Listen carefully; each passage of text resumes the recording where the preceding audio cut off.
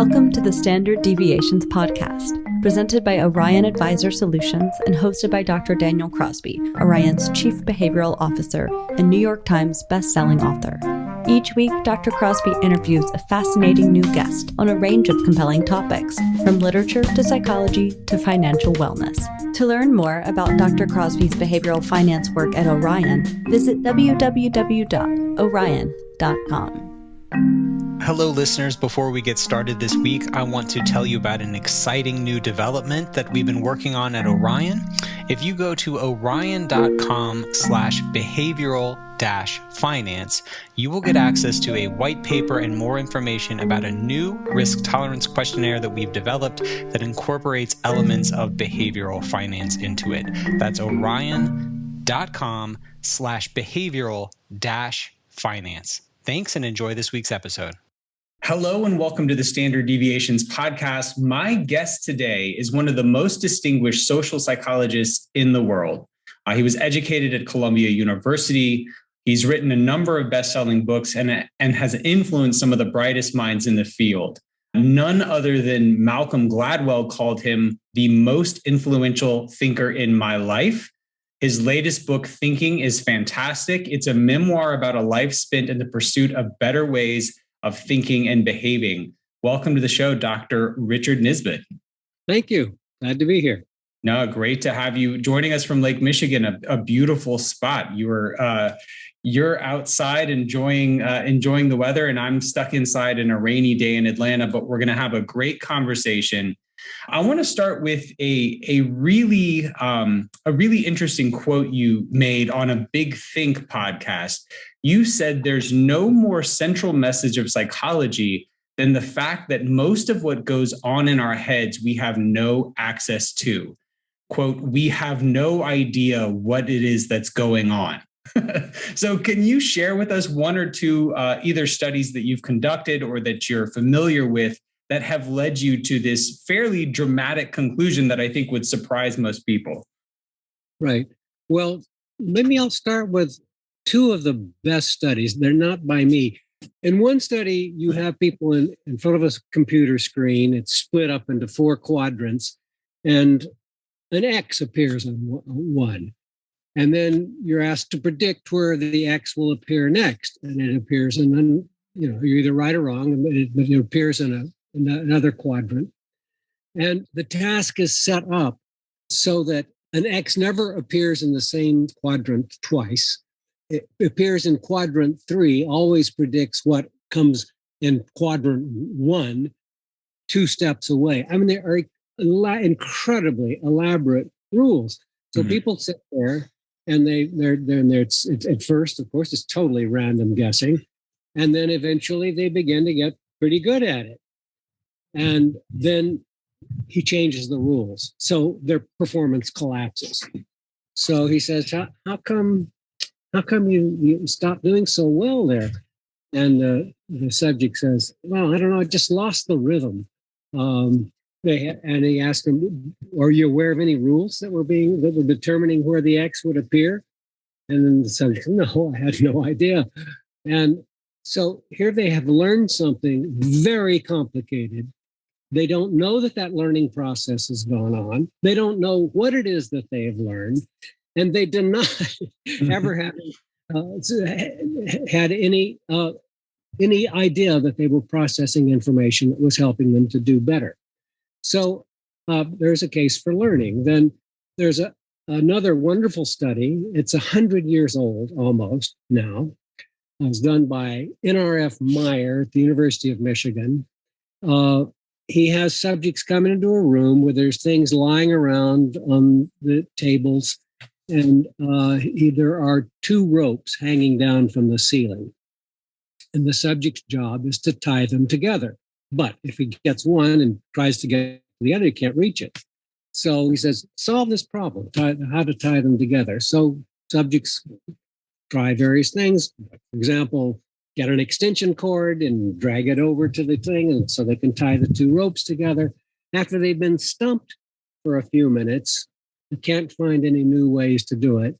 Meyer, who's been wandering around the laboratory, casually hits one of the ropes and sets it swinging.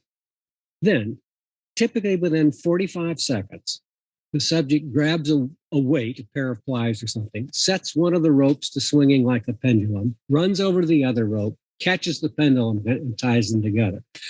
He says, "Great, that's very clever. How did you come up with that?" So, well, I don't know. There was nothing left. Some of his subjects were psychology. I swear, the psychology professors in these experiments are very good. They tend to be very literate and articulate and totally wrong. So one of them says, "Well, I don't know. I thought of, I had imagery of monkeys swinging through trees or swinging across the river. And this imagery occurred simultaneously with a solution." And he asks people, do you think that my swinging the rope could have influenced you? Well, I didn't notice that you swung the rope. Or if they did notice it, well, no, had nothing to do with it. And he has various tests showing that they have absolutely no idea what went on. So these two experiments, I think, are sufficient to make us wonder what the heck goes on in our heads that we don't know about.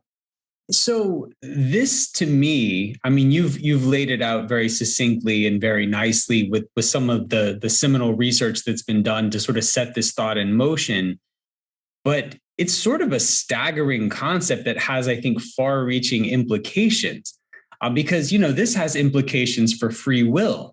This has implications for people like you and I who write books about human behavior and like, why do we bother, right? I mean, why do we bother to educate people about the inner workings of their mind if they're sort of, if that's an exercise in futility? So can you take us through some of the implications of this stream of thought?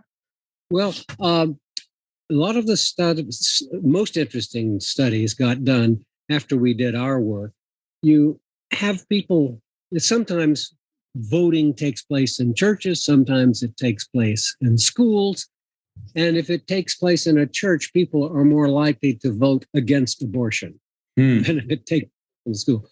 Or if it takes place in a school, they're more likely to vote for the new school millage than if it occurs in a church.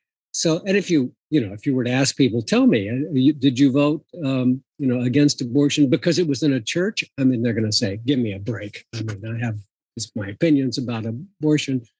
Or one other favorite study of mine is you give them a pencil and they have to hold it between their teeth, which actually sets their expression into something like a smile. Or you hold it in the mouth as if they were sucking on a straw, which puts their expression into kind of a sour look. And you have them judge how funny cartoons are.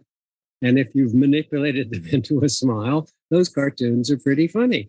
And if you manipulate them into a frown, oh, not so much. So these are just examples of the kinds of enormous range of stimuli that can influence an enormous range of behavior. And the way I like to think about what's going on is that our sensorium is like a funnel. I mean, there's a huge amount of stuff coming in. And the only stuff that we get to actually consciously register is the stuff that we're paying attention to right now. And everything else, it's out there, and some of it's influencing us, but we don't see it.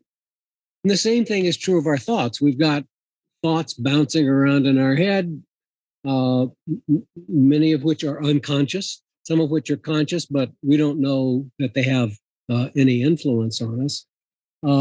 So these kinds of studies make you feel a little like who the hell is in charge here? I mean, if all of these things are influencing me and I don't know it, and it does raise issues of free will, as you suggest.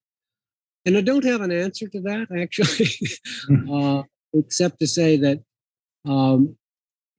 it certainly puts limits on how much we can understand what's going on with us or predict what will happen if a certain event occurs and so on.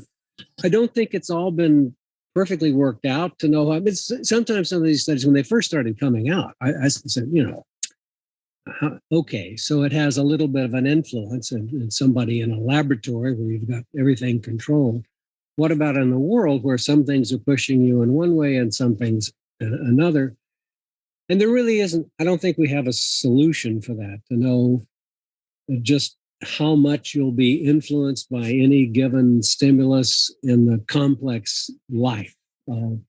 But clearly, we can be substantially influenced by things that we don't even notice. And we certainly don't see the cognitive processes that are going on. In light of this research, do you still see value in things like introspection? Do you still think that's a worthwhile process, or is that sort of have the look and feel of being worthwhile, but is actually kind of useless? Well, I think it's less useful than we tend to think. When our work first came out saying that people have no direct access to their cognitive processes, psychologists, well, the evidence base was pretty convincing that we had established. And there were very few complaints from psychologists saying, okay, all right, well, there's that ball game. I guess we don't really have access to a lot of the cognitive processes that we thought. But two types of people initially rejected it. One was philosophers who, they introspect for a living. Here's the way people think. I know because I think. And so they did not like to be told that their introspections about their cognitive processes can be quite flawed. And the other was psychiatrists and clinical psychologists who think that they're in the business of showing people what goes on in their heads so that they can do something better. They're not in that business. They're in the business of telling people what's going on in their heads. And people say, oh, okay, doc, if you say that. This is not to be a criticism of people who do psychotherapy. I think they do a lot of good. They just don't do it the way they think. Right. Well, as a clinical psychologist by education, who is somewhat of a social psychologist by profession, I have definitely come around to your way of thinking and have drawn many of the same conclusions that you have for whatever that's worth. So you just cited some fascinating research about people's voting behavior based on sort of the environments they find themselves in. And if I have to think about one way that my thinking has changed over the course of being a student of human behavior, it's been that I'm now less of a believer in free will than I once was. And I now believe that we are more fully influenced by our environment than I would have thought was the case 10 or 12 years ago. This is certainly a hallmark of your research findings. I'm curious how you structure your own life, right? If environment is so powerful, what does Dr. Richard Nisbett do to surround himself with the right kind of environmental prompts to make good decisions? Well, I do pay a lot of attention to my environment. I just showed you the environment I'm in right at the moment. And I care a lot about beauty. I don't know that has any direct influence on my cognitive processes, but I suspect it does, and I like beauty anyway, so why not? There is a very important ethical implication of this kind of research. If we are so heavily influenced by situations and we're not really aware of it, what does this have? What kind of implications does this have for morality? And I puzzled about that a lot. And then a young philosopher came to see me who had read my work, and he'd read a book written by Lee Ross and me called The Person and the Situation, which is, by the way, the one that so much influenced Gladwell.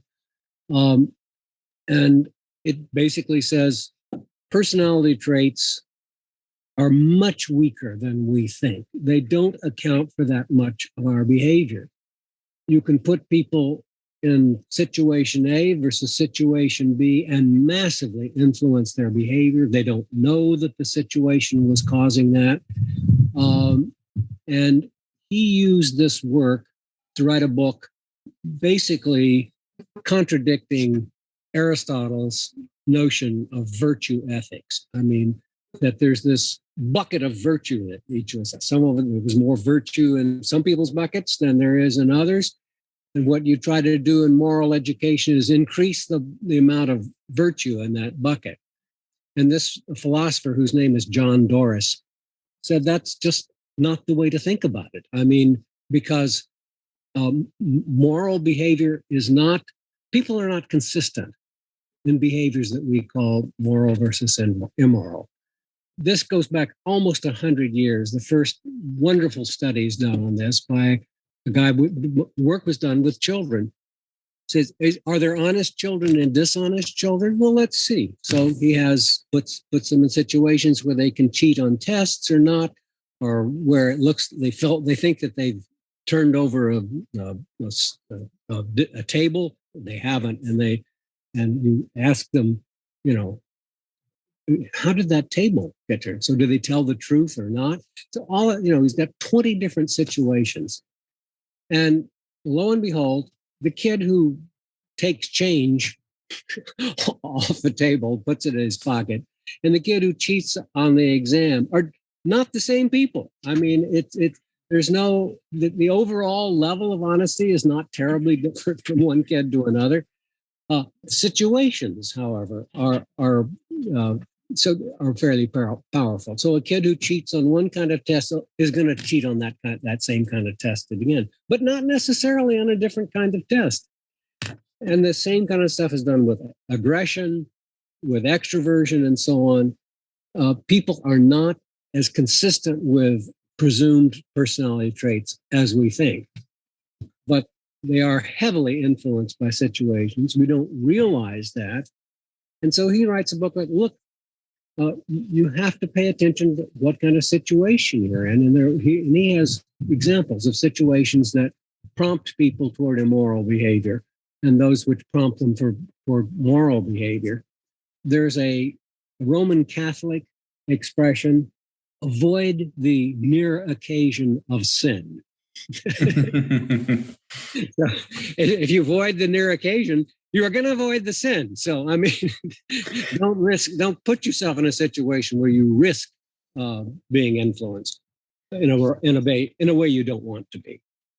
So I find this line of thinking, which I am in absolute agreement with, I find it unpopular. I think a lot of times, I work in finance. There's so much emphasis on financial education and financial literacy, which has its place, but is not nearly as powerful a predictor of behavior as people would like to think. In fact, it's quite a weak predictor. I'm also a volunteer Sunday school teacher at my church, and I taught a lesson yesterday, which effectively said what you've just said. Look, these lessons that you're giving your children are not going to stick. Like, if you want them to act in ways that are consistent with the faith tradition, you need to worry more about friends and environment and other considerations than making sure they know the right Bible stories. I can attest that's an unpopular thing to tell a Sunday school. So I think that we need to understand this truth about human behavior, though, and I think it can actually be quite empowering, right? If we have a deeper and more correct understanding of who we are and how we behave, we can talk about the right ways to modify that behavior. Speaking of misunderstandings, you have a great story about being at the World Economic Forum in Davos, being surrounded by ostensible experts in their fields, right? And you're talking about how to drive a variety of pro-social endeavors, right? And in each case, whether it's economists or psychologists or whoever the expert was, their answer was incentives. And you were sort of the lone voice in the wilderness saying, look, incentives are tricky. Incentives can backfire. And you were hoping to use more of a sort of social proof consensus peer pressure type method to drive these pro-social methods. Can you talk for a minute about how incentives can so easily backfire and how you see power in consensus? Right. Yeah, well, that's a great account of what went on there. With one exception, you should know that the most valuable voice in that was another social psychologist, Bob Gialdini. Oh, of course.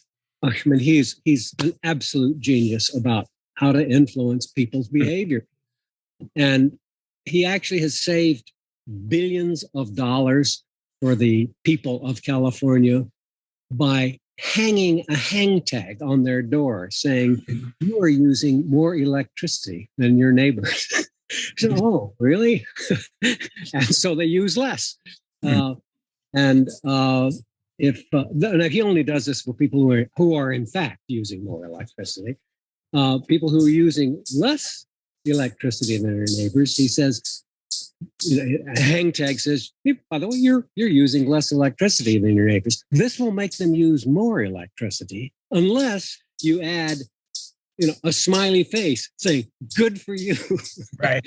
And so their electricity goes down even lower.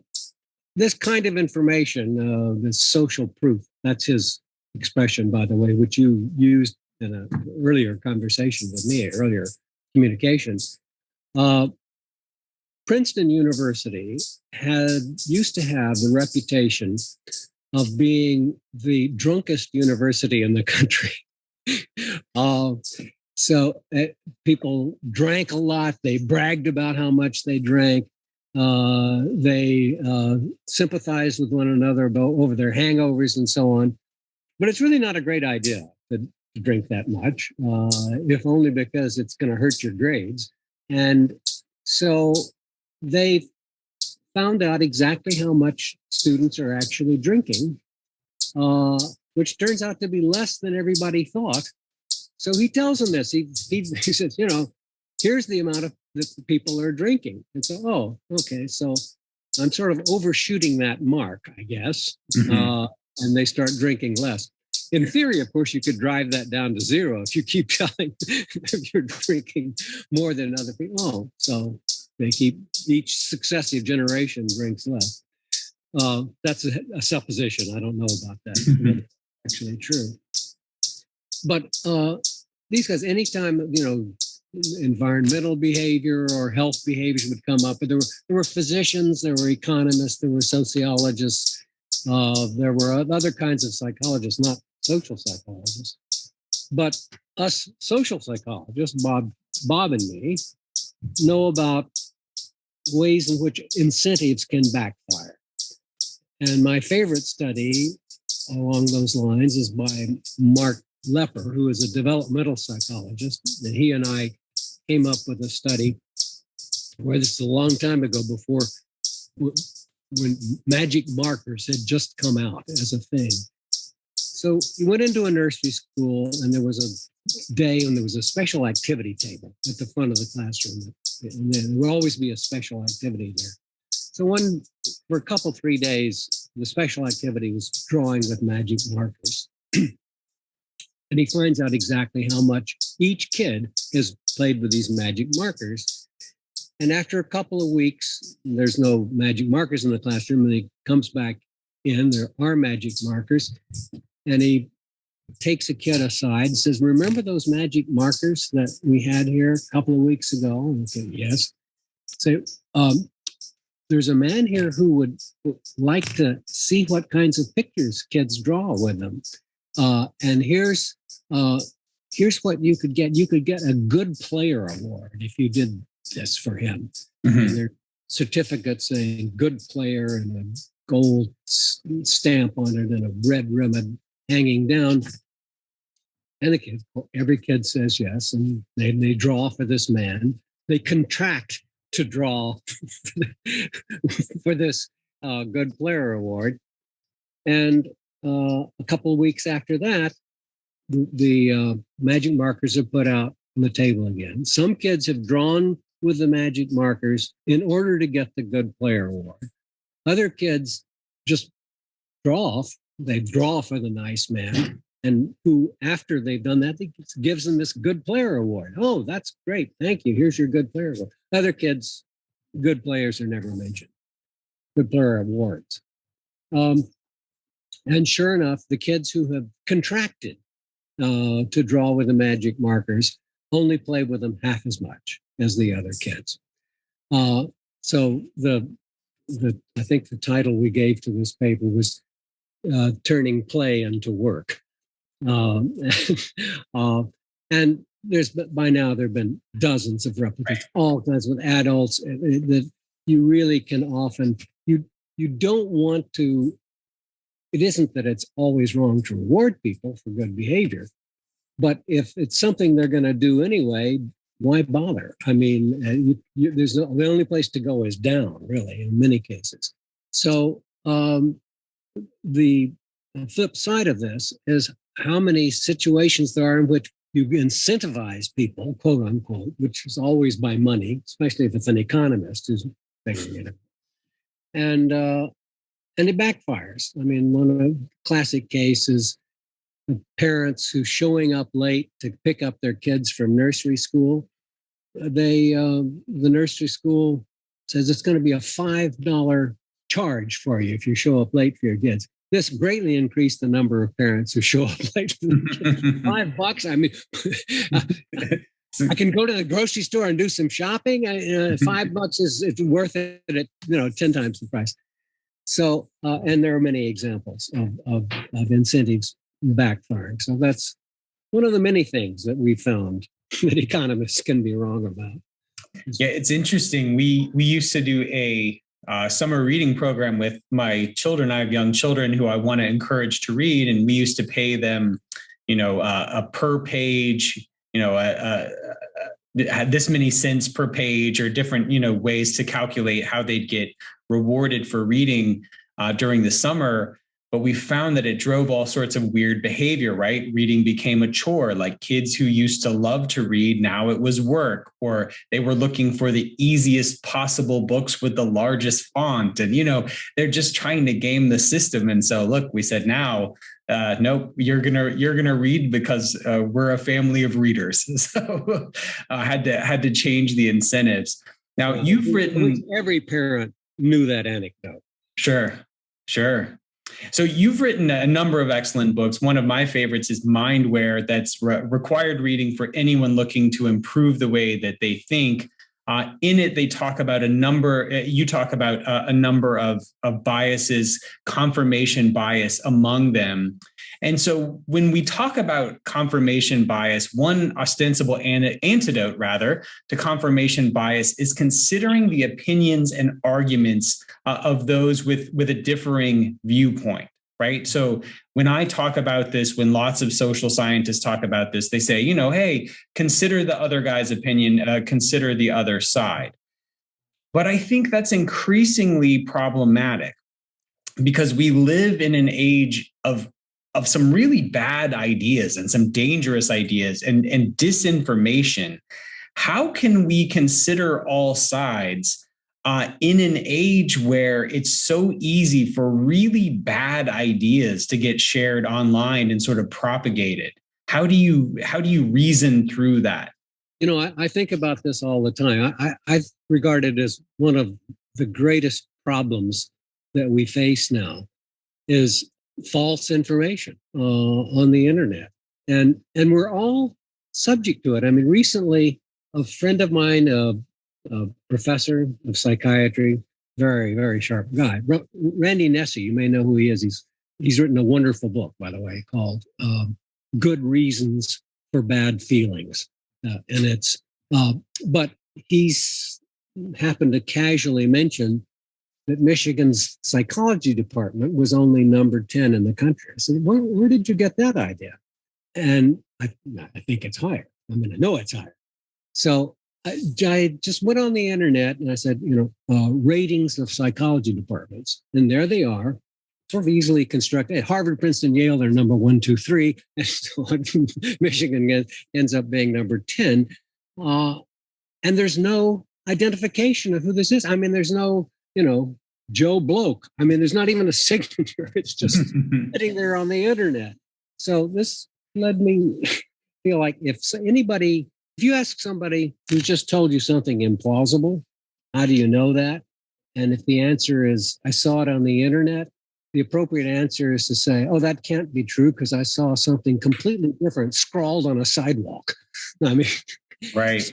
What's the source? And I think people need to have the corrective. Anything they see it. They ought to first of all, don't let yourself get polluted by misinformation.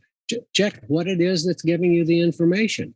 And I think all of the news outlets, including the ones that we don't like, you can trust what they're saying. If it's a matter of fact, if it's an assertion of a matter of fact. Mm-hmm. I mean, I'm not fond of Fox News myself, but when they're telling you facts on their news programs, they're not going to tell you something that they believe to be wrong. They're not going to tell you something that is wrong because they have fact checkers, and they go out of business as a news service if they give you bum steers. So paying attention to what the source is, I think, is really crucial. But there is a great antidote to this now in the form of a newsletter. It's sort of halfway. It's a magazine, really, called The Week, and it's the news and views on the news, and it's across the political spectrum. So you're reading this article. They probably are a liberal publication. I think they do have a view, but they report some fact and they give you the liberal view on it, which in my case, that's probably going to be my view. And then they give you a conservative view on it. They give you several conservative commentators. And it affects your opinion. I mean, it really does. And that's to me, that's all to the good. I deliberately read the opinion pages of the Wall Street Journal, which often can cause indigestion. But some of the time, I get moved in their direction. And in particular, I'd say there's one, Peggy Noonan. She's Ronald Reagan's old head speechwriter. And she's such a shrewd person. I mean, most of her stuff isn't really political. It's just shrewd observation on events. Some of it is political, and most of it I disagree with. But again, sometimes I feel myself tugged over, and I think all of us we ought to regard it almost as an ethical obligation to expose ourselves to other views. Partly because it probably is going to improve our thinking about events. Even sometimes it may force us to be more extreme in the way we were to begin with. But if I say, well, if that's the best arguments that can be advanced for that on that side, then that makes me even more convinced that I'm right. That's a long answer to a very serious problem.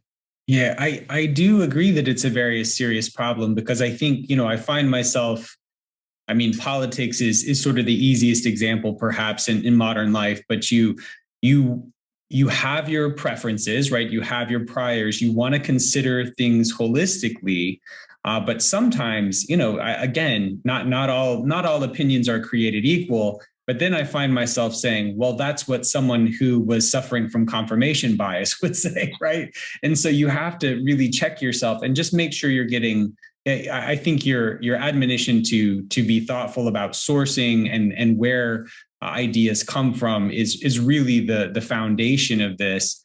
Because I think at times during COVID, I think is another good example. I found myself having conversations with people about sort of wild rumors that had been frequently repeated to the point that they took on this air of truth.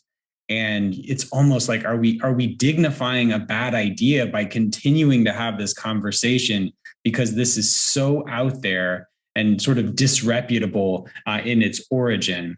So another piece of Mindware that I liked is you have a whole section on using formal logic to improve everyday decision making. And I must confess, when I learned formal logic in my philosophy classes, I learned it to sort of pass the test and never thought it had much real world application. So what's a practical example of how to use formal logic to improve the way we make decisions?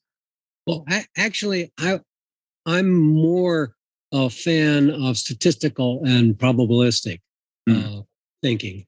The formal logic can certainly be useful, but so many decisions that we make, we would have a different outcome for if we knew some of the statistical considerations involved.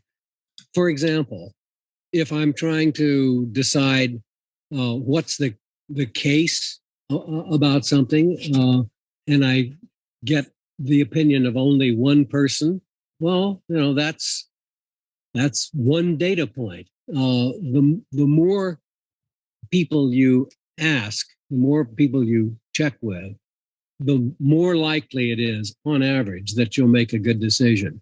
There's a wonderful book that's just come out, to plug somebody else's book here, by Danny Kahneman and a couple of associates, called Noise, which I recommend to everybody. I mean, it shows how many tremendously important decisions are noisy, in the sense that who makes the decision turns out to be critical, or in what mood. The sentence given to somebody for a given felony can range over many years. I mean, from 6 months in prison to 5 years. I mean, it's just huge noise there. The estimates that insurance adjusters make, or how much should my insurance company charge to protect against this particular disaster, those vary enormously, and the insurance company loses in both directions. Mm-hmm. If the guy says, well, this is very expensive if it happened, it's fairly likely to happen, and gives a very high estimate, and some other insurance company gives a lower estimate, your insurance company loses because you didn't get a policy that you might otherwise have gotten. If he underestimates, it's obvious how you lose. You give very low premiums, and the event turns out to be, in fact, turns out to occur, and it was more likely than the adjuster thought. So the solution for these things, and for many, many such things, is the law of large numbers.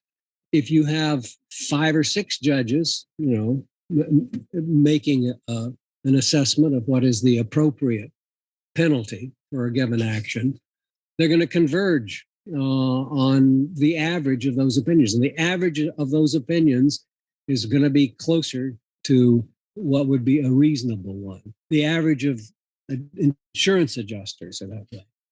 I actually once spoke to people in an investment firm, a hedge fund, and I found, first of all, I wanted to know, well, how do they make their decisions? And it was so much better than the way we make our decisions in academics. I couldn't believe it. First of all, they have 2 people on the stock, 2 experts on the stock, operating totally independently. It's important they don't talk to each other. They have to come to independent conclusions. They present their conclusions, which may be different, to the entire body of people who don't share their particular degree of expertise, but who have other considerations that get drawn in. So these judgments are subjected to a panel. Or in medicine, there's something called a tumor board. I mean, is this thing cancerous or not? Or how should we compare it? Individual physicians may come up with very different conclusions. That means it's a noisy conclusion. You reduce the noise if you increase the amount of information that you have. So this is such a powerful point. I'm so annoyed at myself that I didn't think of that book. Well, I'm reading it now. I'm about halfway through. I can attest that it is very good. I'd expect nothing less from the authors, but it is very good. And it's interesting. There's research that shows that getting the law of large numbers works, right? We want base rates wherever possible.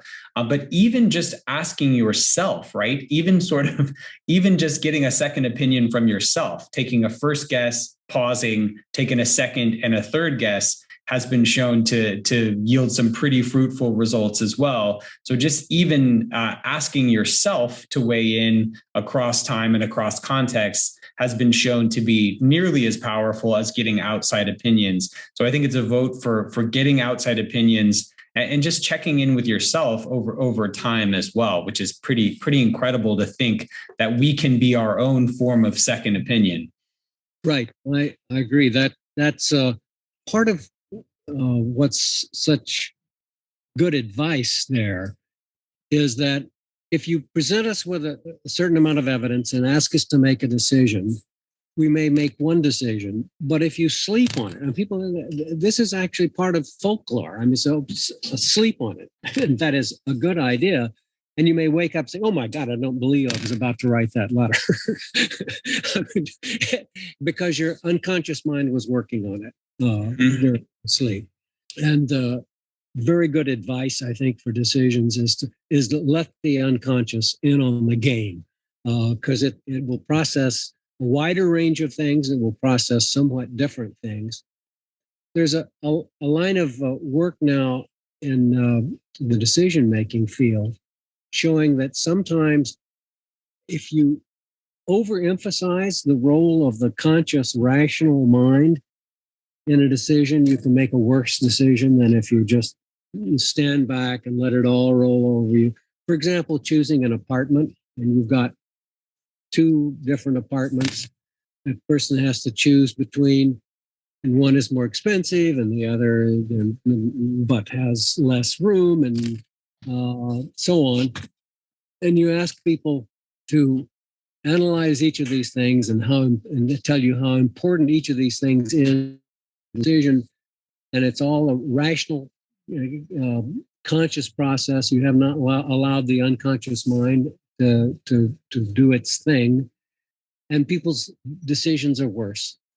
Worse in the sense that they're further away from what people in general want to do, and worse if you can ask them to choose between types of jelly, even. I mean, and if you let the unconscious mind work on it and don't have people sit there and list all the attributes of these things, they make better judgments in the sense that when they get that jelly home, they'll like it better.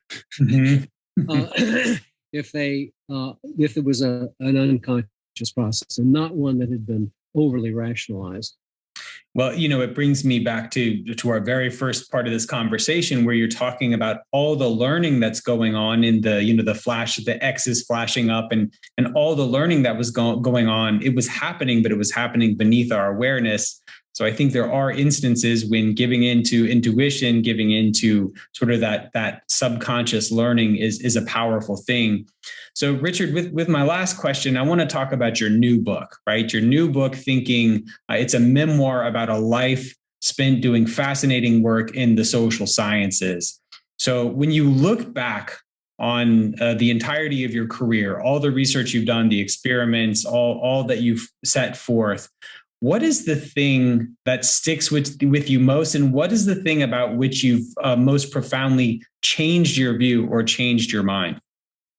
It's this business about the unconscious mind, that we don't know what's going on in our heads if we do, I mean, there are ways of checking, of finding out what's going on. You can, but the idea that we can simply examine our cognitive processes and find out how we came to a conclusion and what the influences were.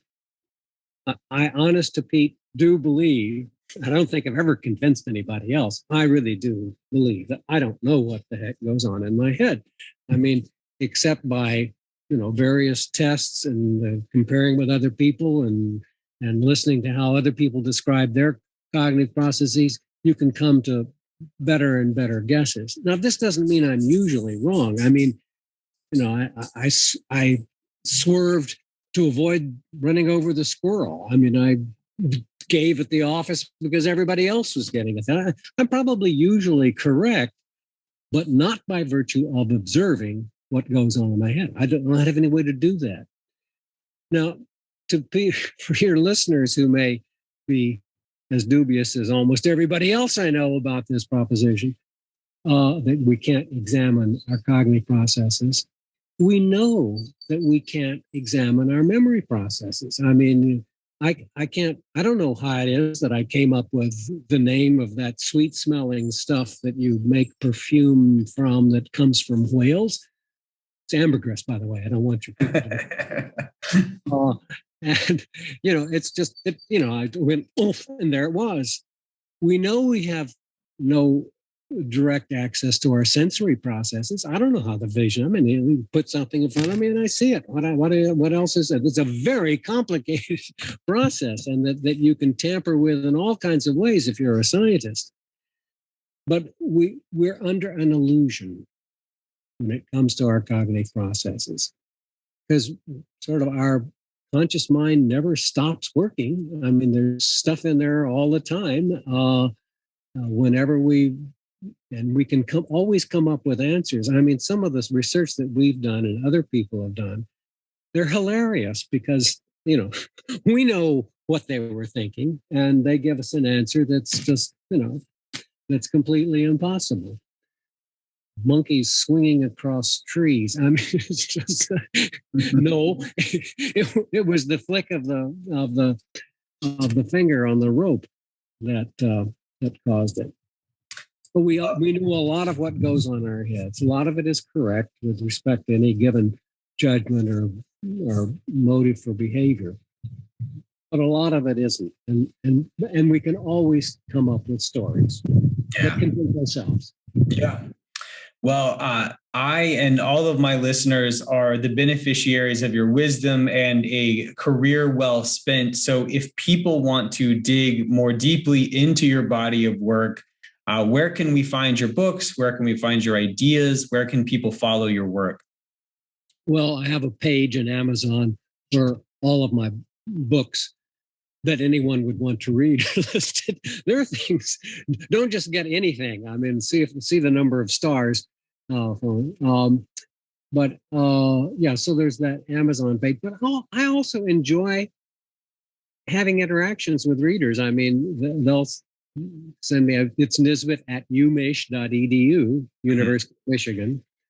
And I enjoy interaction with readers. So if a question occurs or an observation occurs, one of my favorite examples of that is I happen to report in there a finding by somebody else. There's a relation between birth order and IQ. The earlier in the birth order, the higher the IQ. Firstborns on average. This is not a big effect, but sort of the later in the SIB-ship, the lower the IQ. This has been looked at all over the world in every nation and culture imaginable. It's true everywhere except for American Mormons. Now, so you are not going to believe this. I am an American Mormon firstborn child, and I'm deeply, deeply offended by this research. I'm so sorry. I was ready for my crown, and here I am, part of the one group of outliers. Right. So anyway, so a reader wrote to me, and it was partly in jest. He said, well, Mormons don't drink.